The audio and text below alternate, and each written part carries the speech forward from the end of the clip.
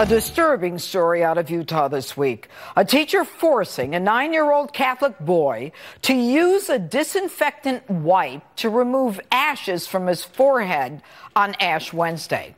That Salt Lake City teacher has now reportedly been put on administrative leave. But is this just another sad example of political correctness gone completely awry in our society? Here with reaction to this controversial story and more, Turning Point USA spokesperson Rob Smith, who joins me now. Good evening, Rob. Thanks for being with us. Good evening. Thanks for having me. All right. So here you have this little boy. He's 9 years old. His grandmother said, you know, when you go to school, you might, they might make fun of you because you have dirt on your head.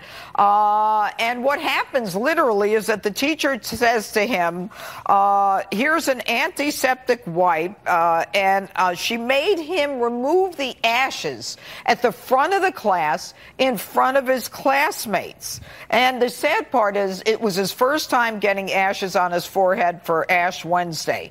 And, of course, his mother was furious. Should she have been? She should have been furious. She should have been absolutely furious. Look, the teacher's job is to teach. It's not to humiliate children, and it's certainly not to embarrass a child because of his religious beliefs. I think it's outrageous, and I also think, Judge, that it is indicative of this attack on Christianity that we have in schools right now. Let me tell you something. If that child was any other religion other than Christian, we would not have seen something like that, and I think there needs to be disciplinary action. Well, I agree with you, and it appears right now that the district has apologized for the ordeal, and we're sorry, apologize to the student and family. The actions were unacceptable. No student should ever be asked or required to remove an ash. Right. And the question is whether or not there will be an additional sanction. What do you think should happen to this teacher?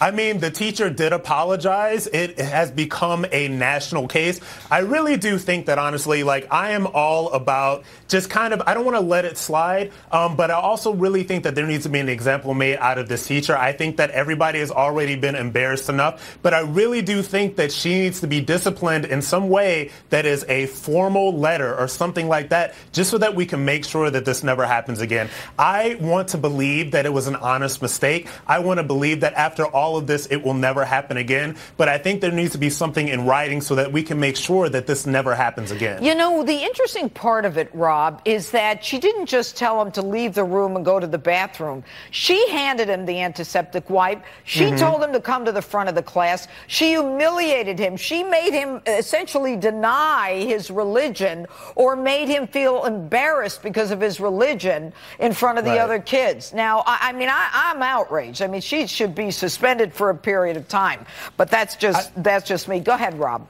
Yeah, well, I would say, if that was my child, this would be a problem. If that was my child, I would be in the school. I would be in your studio. I would be making sure that everybody knew that this was an outrage. And I think you're right. I think that she definitely needs to be disciplined. But I really do think that we need to make an example out of this because I think that there should be more religion in schools, not less. And for a teacher, for somebody who is supposed to be teaching this child, to not only embarrass the child, not only to make them take off that sign of their religious beliefs, but to humiliate that child in front of the classroom, I think is awful. And I do agree that she should be disciplined. And maybe a federal lawsuit. Anyway, Rob Smith, thanks so much for being with us tonight. Thank you.